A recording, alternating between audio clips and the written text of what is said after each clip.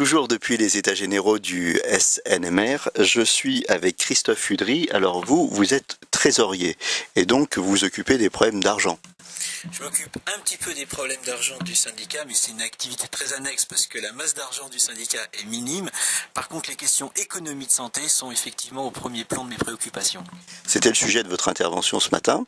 Donc vous avez parlé aux rhumatologues de l'évolution de leur carrière et de l'évolution du cadre économique dans lequel ils allaient évoluer. En effet, nous sommes dans un système contraint. L'objectif national des dépenses de l'assurance maladie sont fixés par le Parlement. Et comme on sait que les perspectives de croissance pour les 10 années qui viennent seront inférieures à 1,5% du produit intérieur brut et que les besoins de santé de la population vont augmenter de 8%, il faut trouver dans notre organisation du système de santé les ressources pour financer ces besoins nouveaux. Ce que vous nous dites en fait, c'est qu'on n'a pas plus d'argent, mais qu'on aura besoin de toute manière de se soigner. C'est implacable. Alors comment on fait ?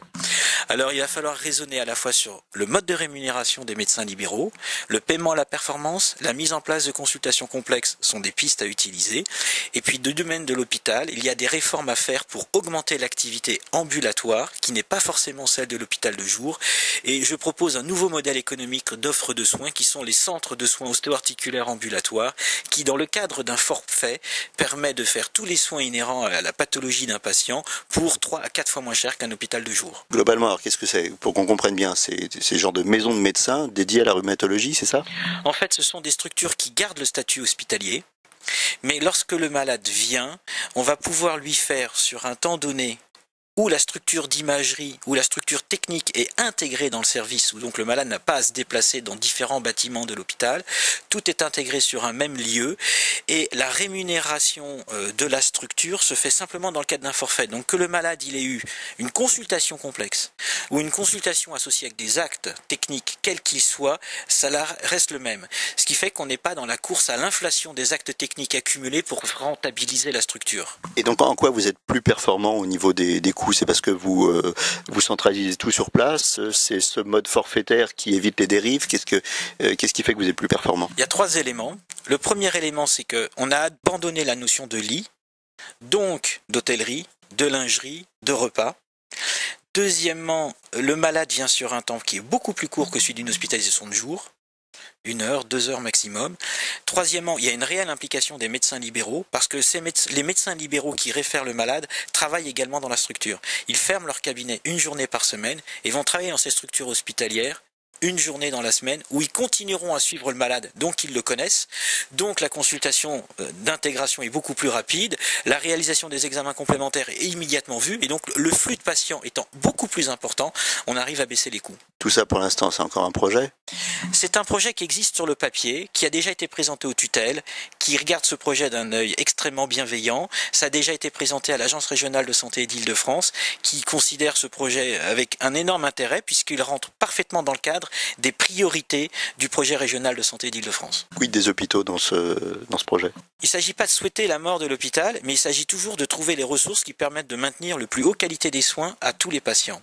Or, dans la structure hospitalière classique, actuellement, l'offre est excessive par rapport aux soins qui est donné.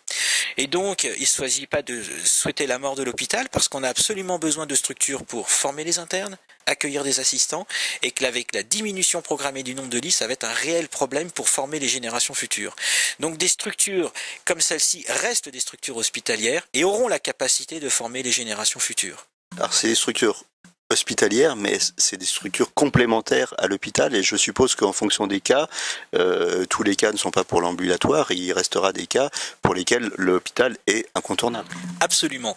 L'intérêt justement de cette structure, c'est que par le flux de patients qui va y passer, on va identifier les patients qui nécessitent réellement de l'hospitalisation et comme ces structures travailleront de manière collective adossées à des structures hospitalières classiques, les malades qui seront hospitalisés le seront déjà avec des planifications beaucoup plus performantes, une continuité du dossier réelle, et là il y aura aussi des gains du côté de l'hôpital.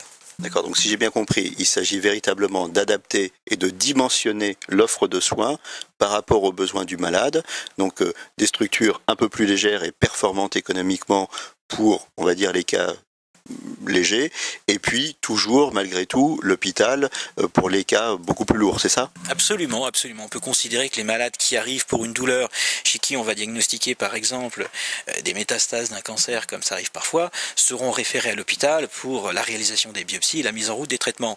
Mais lorsqu'il sera l'essentiel des pathologies rhumatismales classiques que l'on voit, qui soient les rhumatismes inflammatoires, les pathologies dégénératives, il n'y a aucune nécessité de les mettre dans un lit hospitalier, et à ce moment-là, le coût sera nettement moindre pour la prise en charge de ces patients. Le projet est audacieux, on a parlé un petit peu de la réaction des tutelles, vous disiez qu'elles voyaient ça d'un œil favorable, mais quid des médecins?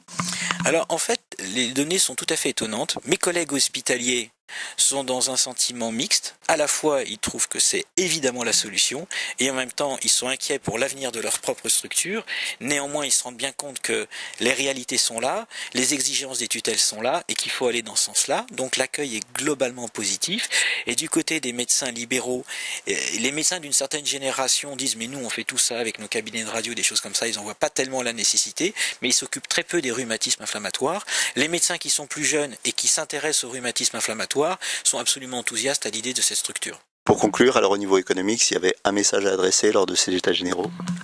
Eh bien, la réflexion sur l'offre de soins, sur le mode de rémunération des médecins modifie les comportements, mais est capable de générer des économies qui seront utiles à tous et pour permettre de payer les nouveaux besoins.